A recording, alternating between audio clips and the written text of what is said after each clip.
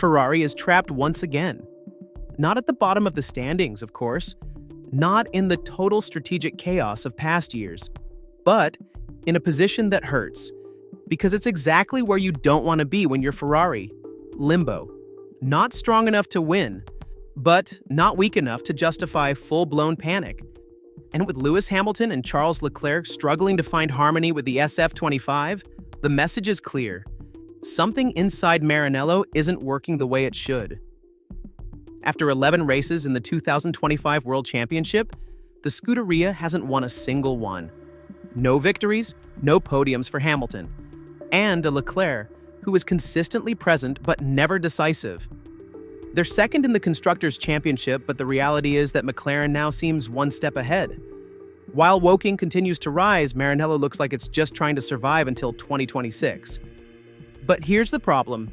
2025 isn't over yet, and that's where the contradiction begins. Because on paper, we hear talk of a final big step. An update coming in Belgium that's supposed to change everything. But from a technical point of view, Ferrari is facing a paradox. Building a car that works for both Hamilton and Leclerc seems almost impossible. Two completely different driving styles, two opposing philosophies, and one technical project trying to please them both. Hamilton is still in the process of adapting after years at Mercedes. But he's already identified the main issue: the car's braking behavior, the chronic understeer, and a lack of confidence in the rear. That's exactly where Maranello is now trying to intervene. A new rear suspension is reportedly coming for the Belgian Grand Prix. A solution that should fix the flaws and finally open the setup window Hamilton needs to perform. The paradox, however, is that while Ferrari tries to make the car more drivable for Lewis, they risk alienating Charles. Leclerc has a particular feel for the car, but like Hamilton, he's being forced to lift in corners to manage tire wear.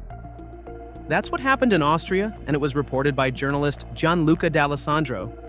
Both drivers had to drive conservatively from the very first lap, a behavior he described as not normal. And when Ferrari is forced to pull back instead of attack, something isn't right. Damon Hill offered an even harsher opinion. In his view, Leclerc has gotten too comfortable, too settled in his role, not combative enough. But reality says otherwise. In Austria, Charles pushed hard, hunted for the limit. Yet he too was caught in a conservative strategy that kept him from showing his full potential. And if this is happening to both drivers, it means the problem isn't talent, it's the car. Hamilton, for his part, is looking for signs. And his body language after the Austrian GP was different. Something had changed. Maybe it was that new floor update that gave the car a bit more stability. Or maybe it was just a temporary illusion. But for a 7-time world champion, even a small improvement can make a big difference. One thing is certain: Ferrari's fate will be decided in the next 3 races. The long-awaited suspension update is coming in Belgium. At Silverstone, Hamilton could finally get a shot at the podium in front of his home crowd. And in Hungary, we'll see whether McLaren is still out of reach or if the gap is really starting to close. But if this big final step turns out to be just another unfulfilled promise, then 2025 risks becoming yet another wasted opportunity. Amidst all of this, one heavy question lingers in Maranello's hallways, even if no one dares to say it out loud. What if none of this is enough? What if not even the much-hyped update in Belgium is enough to close the gap that suddenly opened up with McLaren? Because the truth is, in Formula One, you don't improve bit by bit. You either radically change course or get left behind. And right now, it feels like Ferrari still doesn't know which direction it's heading. The core issue remains the difficulty of designing a car that satisfies two nearly opposite driving philosophies. On one side, there's Leclerc, aggressive into corners, who loves a lively, responsive front end. On the other hand, there's Hamilton, a driver who spent years dominating with a well-balanced car, particularly stable at the rear. But now he finds himself wrestling with a machine that doesn't respond as it should. Every technical decision made to satisfy one driver risks compromising the other. And that's not just a technical issue, it's a strategic one. To make matters worse, the looming 2026 regulation changes are putting increasing pressure on the teams. Everyone must now begin shifting their resources toward a completely new project with radically different engines and aerodynamics. But how can you look to the future when the present is slipping through your fingers? Right now, Ferrari is stuck in this dilemma. Do they pour everything into 2025, hoping for a symbolic victory? Or do they throw in the towel now to be fully ready for the next cycle? Meanwhile, the competition isn't waiting. McLaren has shocked everyone with smart developments and flawless driver management. Mercedes, although not fully back in form, is showing signs of revival. Red Bull, while no longer as dominant as last season, remains dangerously efficient. And Ferrari, they're simply trying to keep up. But in Formula One, standing still means falling behind. There's another critical factor that few people are talking about, one that could have serious consequences: driver morale. Leclerc is now in his 6th season in red. He's matured, learned to manage pressure, but each year without a title weakens his bond with the team. He's openly stated that he's ready to do what Schumacher once did. But those can't be just words. To stay, he needs concrete signs from the team. And Hamilton, he didn't come here to tread water in mediocrity. He came to write a new chapter in history. If halfway through the season he still hasn't stood on the podium, frustration may explode.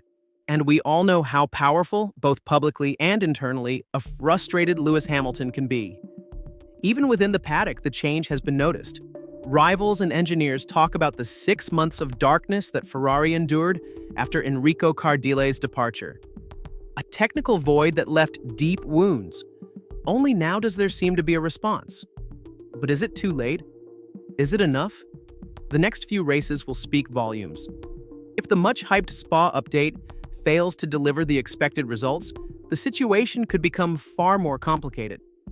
Because this isn't just about numbers and championship standings, it's about trust, internal conviction, and identity. Ferrari can no longer afford to just try. They must succeed. Not necessarily for the title that already feels out of reach, but for the sake of their name. Because when you wear the red suit, you don't just race for yourself. You race for a symbol, for a legacy, for millions of fans who every Sunday hope for a miracle. So what happens if even this so-called final big step isn't enough? Will there be an immediate change in direction? A scaling back of ambitions? Or worse, will it be yet another season filed away with the same old phrase, "We'll try again next year"? The fans are tired, the drivers even more so, and in Maranello they know it. With the British Grand Prix just around the corner and the hope that Hamilton's home track might finally bring a real moment of joy in red. One thing is clear, there's no room left for mistakes. Every update, every decision, every message from the pit wall will be scrutinized under a microscope. Patience is gone. Time is up. Now, there's only one thing that matters: results. Thank you for following this analysis to the end.